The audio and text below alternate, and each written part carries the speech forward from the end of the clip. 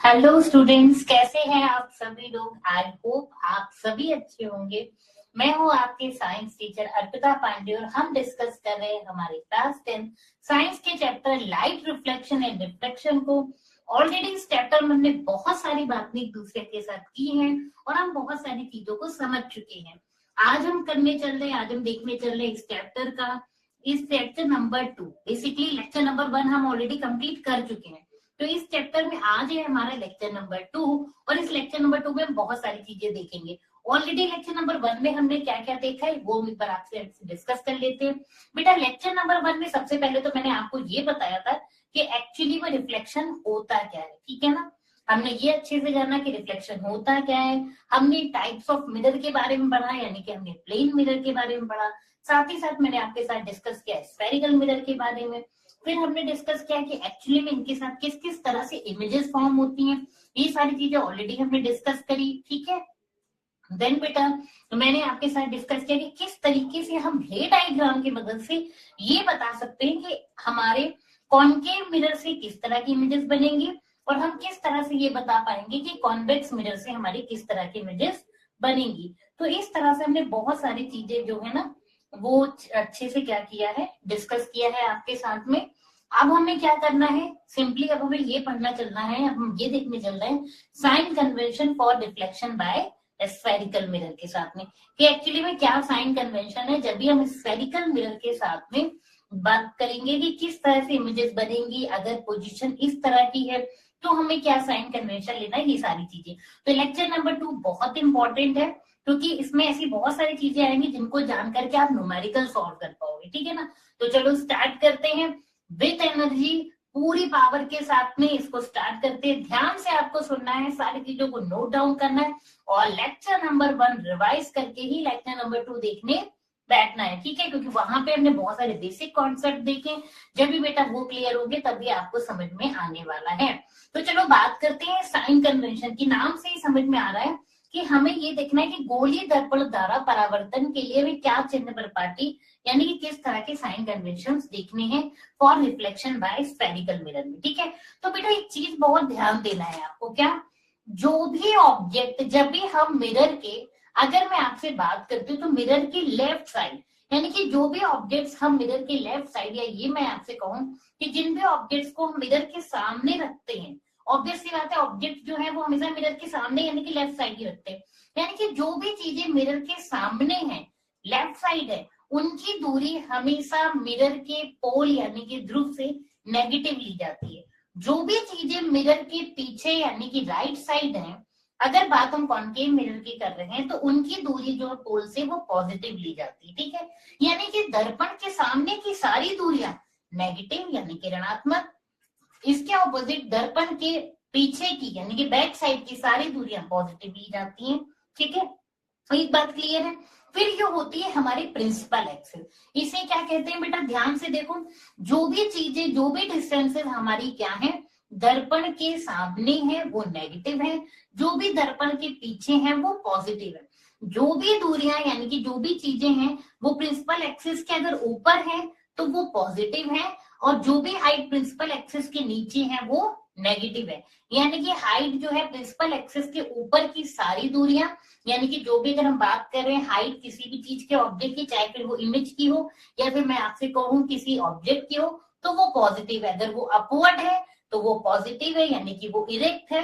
अगर वो अपवर्ड नहीं है, वो मिरर वो प्रिंसिपल एक्सिस के नीचे बन रही है बेटा, यानी कि वो नेगेटिव होगी यानी कि इन्वर्टेड होगी। आई बात समझ में। बस इतना ही। एक बात और ध्यान रखनी है, सारी दूरियां जो है वो मिरर के केस में दर्पण के ध्रुव यानी कि पोल से नापी जाती। तो ये तो सिंपल सी बात है ना बेटा। कोई भी अगर हमें किसी भी चीज की लंबाई नापनी तो कुछ एक फिक्स्ड मेजरमेंट होता है ना। सपोज एक कपड़ा नापने के लिए बड़ा सा स्केल आता है, या फिर हम क्या करते हैं वो इंची टेप होता है उससे नापते हैं, क्योंकि उसका क्या है वो फिक्स्ड है। अदरवाइज हम कैसे ही बता सकते हैं कि कोई चीज कितनी लंबी छोटी मोटी है। समझ रहे हो ना मेरी बात। इसी वजह से जो सारी दूरियां हैं वो दर्पण के ध्रुव से नापी जाती है, ठीक है ना। कहाँ पे सारे डिस्टेंसेस ली जाती है, पोल से ली जाती है। क्लियर हुई मेरी बात। ऑब्जेक्ट क्योंकि हमेशा मिरर के सामने रखा जाता है, इसलिए उसकी दूरी जो है वो पोल से हमेशा ऋणात्मक नेगेटिव होगी। इमेज पे डिपेंड करता है, कभी कभी इमेज मिरर के बैक साइड तो कभी मिरर के सामने। अगर इमेज फॉर्मेशन मिरर के सामने हो रहा है तो इमेज की दूरी पोल से नेगेटिव कंसीडर की जाएगी। अगर इमेज का फॉर्मेशन जो है वो मिरर के बैक साइड हो रहा है तो उसकी दूरी जो पोल से है इमेज की दूरी वो पॉजिटिव ली जाएगी। आई होप आप मेरी बात समझ पाए। चलिए अब बात करते हैं। एक बात और फिर बताइए, फिर से रिपीट कर दी, इतनी बार सुनो कि चीजें याद हो जाए। जब भी जो है हाइट जो है अपवर्ड है, प्रिंसिपल एक्सेस के ऊपर की ओर है तो पॉजिटिव ली जाएगी, अगर प्रिंसिपल एक्सेस से नीचे की ओर है तो नेगेटिव।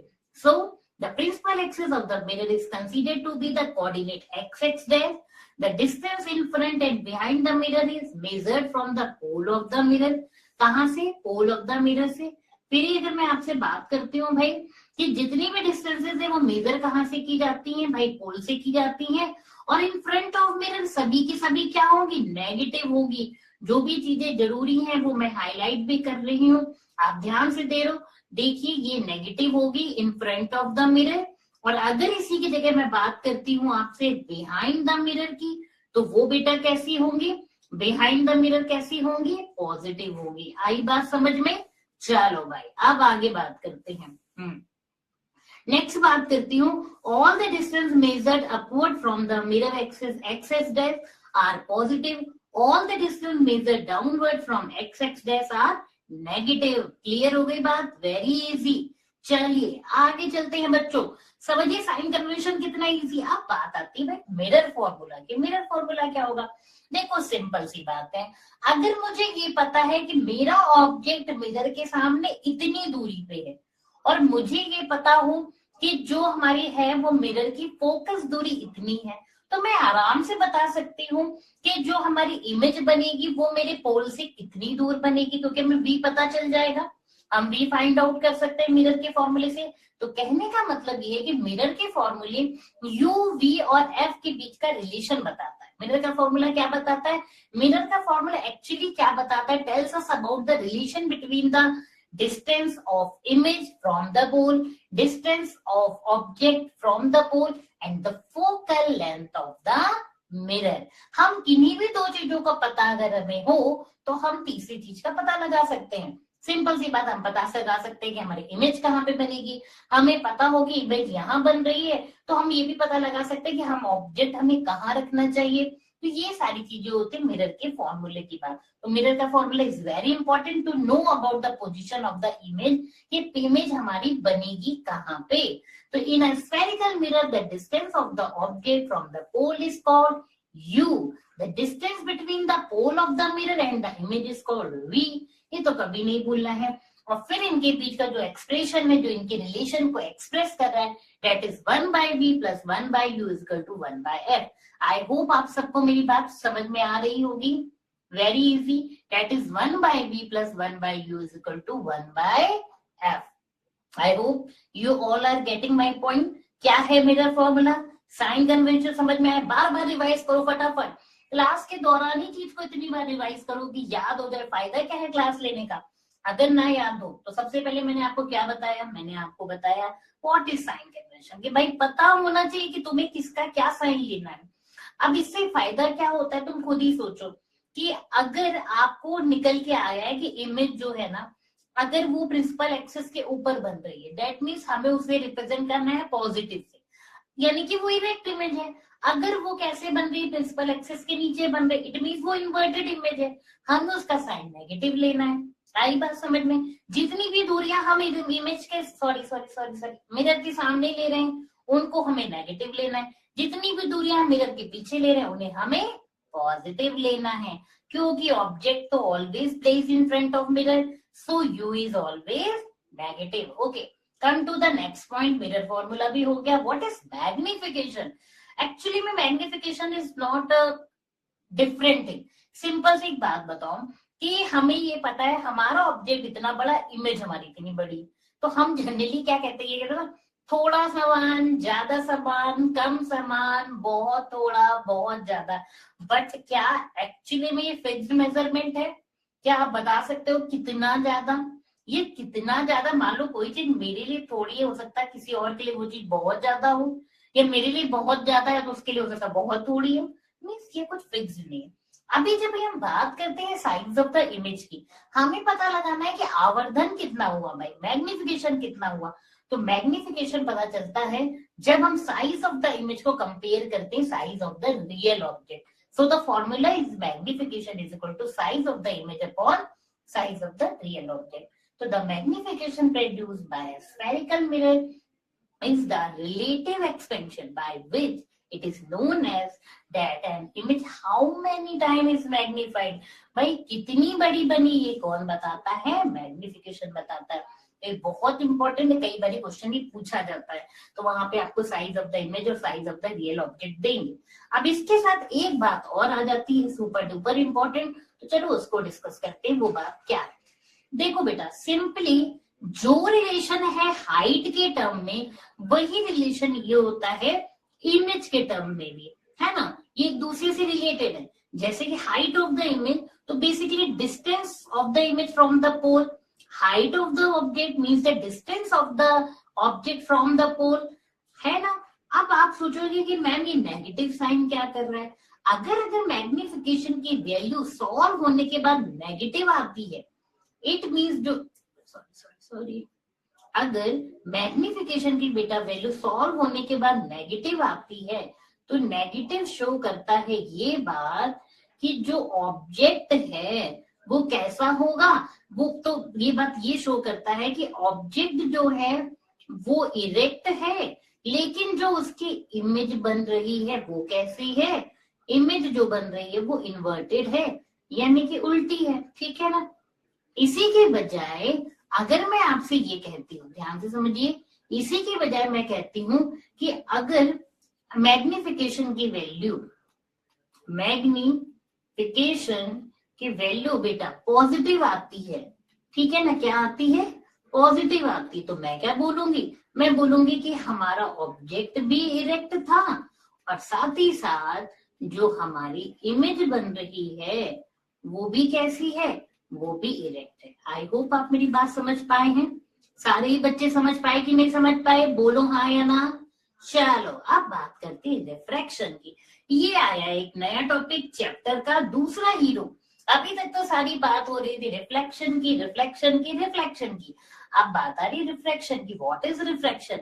देख के लग रहा है, देख के ही लग रहा है, एक चीज तो नोटिस सारे बच्चों को हो रही होगी, कुछ चमका कि नहीं चमका दिमाग में। यहाँ पे जरा देखो, एक काम करते हैं, कलर लेते हैं, डिफरेंट कलर लेते हैं। चलो ध्यान से देखो, यहाँ कुछ चमका। अब यहाँ पे एक बात समझो मेरी, क्या भाई, रिफ्लेक्शन में क्या होता था कि जब भी लाइट रे आती थी, तो जब जिस भी सरफेस पे गिरती थी वहां से बाउंस बैक हो जाती थी, रिफ्लेक्ट हो जाती थी, ठीक है ना। बट यहाँ पे हम देख रहे हैं जो लाइट रे आ रही वो रिफ्लेक्ट नहीं हो रही, बल्कि क्या हो रही है, वो रिफ्लेक्ट ना हो करके, रिफ्लेक्ट नहीं हो रही है, बल्कि वो लाइट रे उस मीडियम के अंदर जा रही है, एक मीडियम से दूसरे मीडियम में प्रवेश कर रही है। मेरी बात समझ रहे हो क्या हो रहा है यहाँ पे? यहाँ पे हम एक चीज देख रहे हैं कि ये एक अलग मीडियम था, चलो इसका नाम देते हैं। ये हमें दिख रही है, सपोज मान लीजिए ये एयर है, ठीक है, मीडियम 1 है, यहाँ ऐसा तो कुछ लिखा नहीं, लेकिन चलो हम मानते हैं ये एयर है, और सपोज दैट हमने ये माना कि ये ग्लास है, ठीक है। अब मेरी बात को ध्यान से समझो, मीडियम 1 है एयर, मीडियम 2 है ग्लास। लाइट रे तो बेचारी एयर से ग्लास में प्रवेश कर रही है, रिफ्लेक्शन होता तो बाउंस बैक होकर के एयर में चली जाती। बट जब भी कभी लाइट रे, बहुत ध्यान से सुनना है, रिफ्लेक्शन अभी नया आया है कुछ आपके लिए, जब भी लाइट रे बेटा एक मीडियम से दूसरे मीडियम में प्रवेश करती है, तो इसको हम कहते हैं refraction. This phenomena is known as refraction. अब व्हाट विल हैपन, होगा क्या, देखो बेटा, अगर मीडियम 1 एयर है और मीडियम 2 ग्लास है, अब तुम ऐसे सोचो कि बाहर हम चल रहे थे, हाईवे पे ट्रैफिक नहीं मिल रहा था, अभी हमने शहर के अंदर एंटर कर गया, बहुत बिजी ट्रैफिक है, मान लो कोई मार्केट है, अब बहुत ज्यादा ट्रैफिक है, तो अब होगा क्या भाई, अब होगा ये दिक्कत की बात कि एक्चुअली में, बात को थोड़ा सा रिलेट करो मेरी, समझो कि क्या होना चाहिए भाई यहाँ पे। अब यहाँ पे तो दिक्कत ये है कि जब ट्रैफिक बहुत ज्यादा है तो ऑब्वियस सी बात है हमारी स्पीड स्लो हो जाएगी, ऐसा ही तो होगा ना, नहीं तो एक्सीडेंट होना पक्की बात है। जब ज्यादा ट्रैफिक है तो स्पीड स्लो ही होगी, ब्रेक लगाना ही पड़ेगा, धीरे धीरे चलना ही पड़ेगा। लेकिन इसी के बजाय जब एयर में थी तो स्पीड ऑफ लाइट तेज थी। होता क्या है बेटा रिफ्रैक्शन में कि जब भी लाइट रे रेयरर मीडियम से डेंसर मीडियम, रेयरर मीडियम मतलब वो मीडियम जो विरल है, मीन्स जहां पे बहुत ज्यादा क्या है, जैसे एयर है वो विरल माध्यम है, लेकिन ग्लास उसकी वजह उसकी कंपैरिजन में डेंसर है यानी कि सघन है।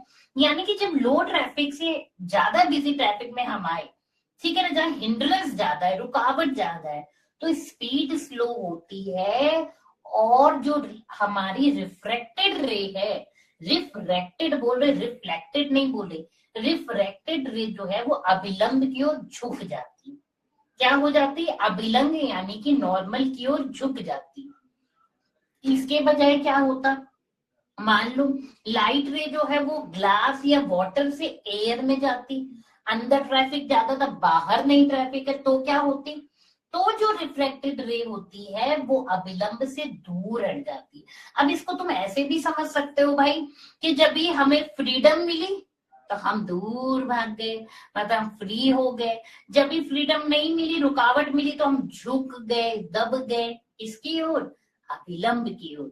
आई होप समझे मेरी बात। इसको और ऐसे समझो, अपने घर में तो हम बड़े मस्त तरीके से एकदम आराम से सोफे बैठ के मूवी देखते हैं, जैसा मन करता है वैसा करते हैं। लेकिन अभी इसी की बजाय किसी रिश्तेदार के घर जाते हैं, थोड़ा सा बाउंडेशन हो जाती है, तो हम क्या होते हैं, अभिलंब की ओर झुक जाते हैं। और जब भी अपने घर में होते तो फ्रीडम फील करते हैं, तो अभिलंब से दूर हटते हैं। और आई होप नॉर्मल और अभिलंब तो आप लोग समझ ही रहे हो, क्योंकि ये चीज तो हमने ऑलरेडी रिफ्लेक्शन में डिस्कस की हुई है। आई होप आप मेरी बात समझ पाए कि रिफ्रैक्शन क्या है। रिफ्रैक्शन है लाइट रे का एक मीडियम से दूसरे मीडियम में प्रवेश करना, ठीक है ना, एंटर करना। Sometimes when a light ray travels from rarer medium to denser, it will move towards normal, but when light ray enter from denser to rarer, it will move away from the normal। ठीक है, आई बात समझ में? चलो अब आपके मन में क्वेश्चन होना चाहिए, तो वाई आना चाहिए, तो मन में क्वेश्चन वाई आया कि नहीं आया? अगर आया तो बहुत अच्छी बात है, तो तुम खुश हो जाओ, क्योंकि वाई है जो बहुत अच्छी चीज होती है। अब आपके मन में क्वेश्चन आना चाहिए था कि मैम ये जो रिफ्लेक्शन हो रहा है ये हो क्यों रहा है ना, ये क्वेश्चन आना चाहिए। एक्चुअली बेटा होता ये कि स्पीड ऑफ लाइट चेंज हो जाती है। रिफ्लेक्शन होता क्यों है? Reflection occurs because of change of speed of light. किसकी वजह से? Because of change of speed of light. आई बात समझ में? क्योंकि स्पीड ऑफ लाइट चेंज होती है, रेयरर में अलग, डेंसर में अलग, इस वजह से रिफ्लेक्शन होता है। तो चलो भाई बच्चा पार्टी पर पढ़ के देखते हैं। When light moves from one medium to another, the path of light get deviated. This phenomena is called diffraction of light. The ray of light either bends towards the normal or moves away from the normal। चलो भाई आगे बात करते हैं। अब बात करते हैं रिफ्रैक्शन तो रेक्टेंगुलर ग्लास स्लैब, इसमें जरा कुछ डिफरेंट नहीं है। देखो बात को समझो, अब ये एक ग्लास स्लैब और बाहर कौन बैठा है? एयर बैठी है। बाहर कौन बैठा है? एयर बैठी। कलर दूसरा ले लेते तो दिख नहीं रहा क्योंकि वहां पे, है ना। चलो अब बेटा बाहर क्या है? एयर है। यहाँ भी क्या है? एयर है। एयर कैसा मीडियम है? रेयरर है ना। और ये जबकि ग्लास स्लैब कैसा होगा? डेंसर होगा, है ना मेरे बच्चों। चलो अब एक बात बताओ, ये जो अच्छी खासी जिंदगी में ये लाइट रे चल रही थी एयर में, जैसे ही ग्लास स्लैब में आई, ये देखो सीधे ना जाने के बजाय, अब पता नहीं आपको दिख रहा है कि नहीं दिख रहा है, ध्यान से देखो तो ये लाइट रे झुक गई कि नहीं झुक गई?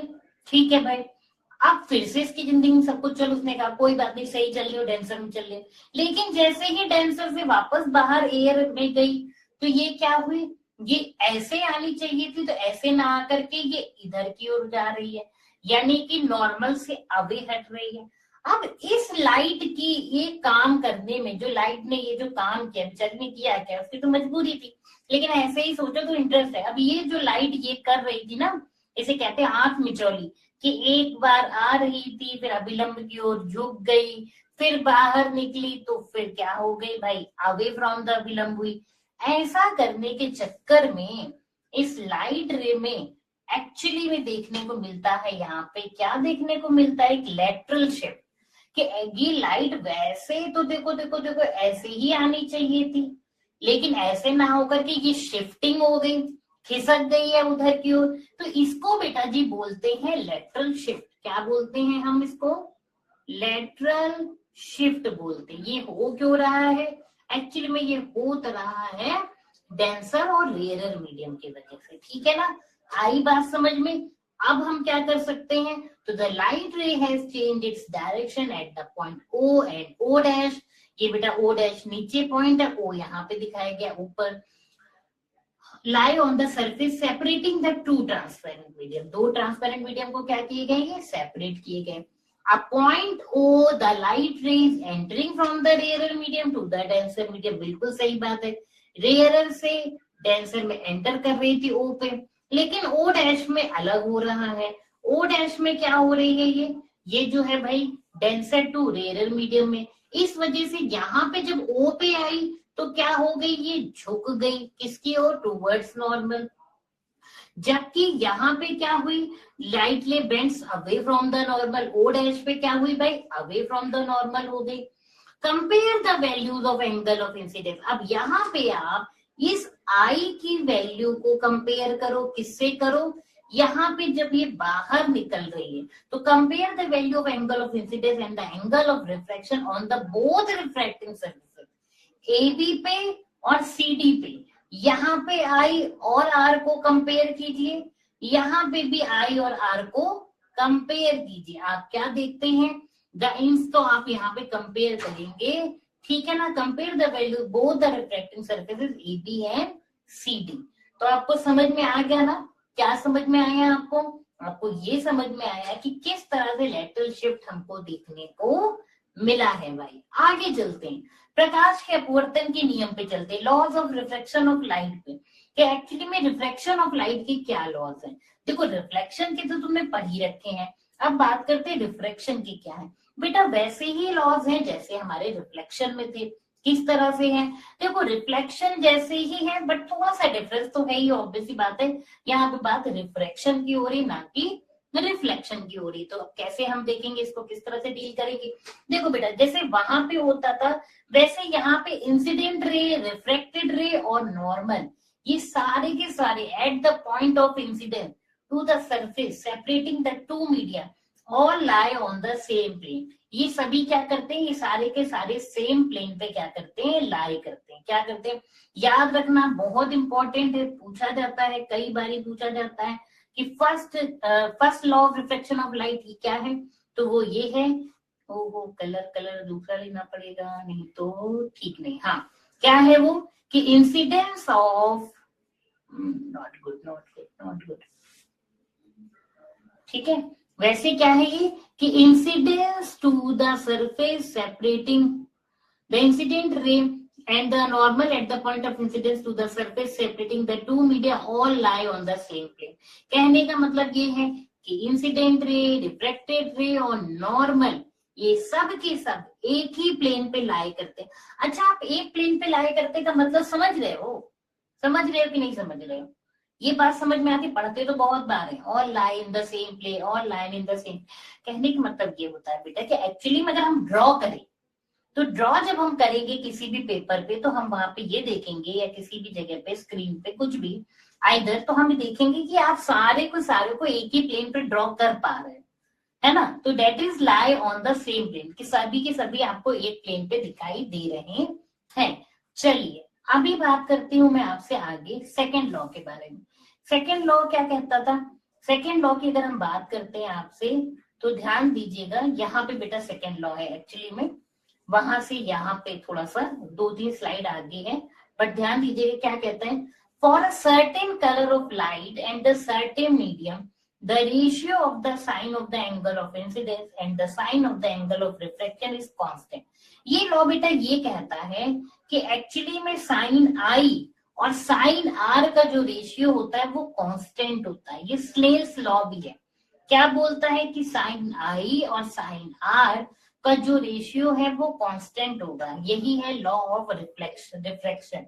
सेकेंड लॉ ऑफ रिफ्रैक्शन क्या कहता है कि साइन आई और साइन आर का जो है वो क्या होगा for certain colour of light and certain medium, ये क्या होने वाला है, ये हमेशा कांस्टेंट होता है। आई बात समझ में, कोई दिक्कत कोई परेशानी?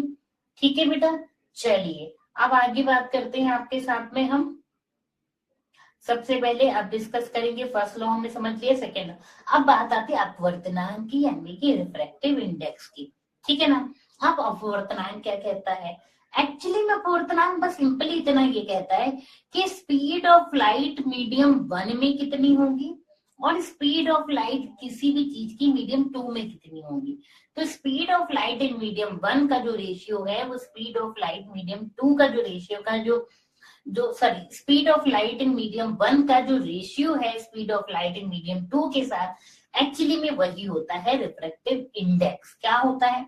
Refractive index. अब आपके मन में आना चाहिए कि रिफ्रैक्टिव इंडेक्स है ही क्यों है। एक्चुअली बात फिर से वही है कि जब भी लाइट रे बेटा किसी एक मीडियम से किसी दूसरे मीडियम में एंटर करती है, क्या करती है? तो एंटर करेगी तो ऑब्वियस सी बात है मीडियम चेंज हो गया स्पीड चेंज हो जाएगी। क्या होगा?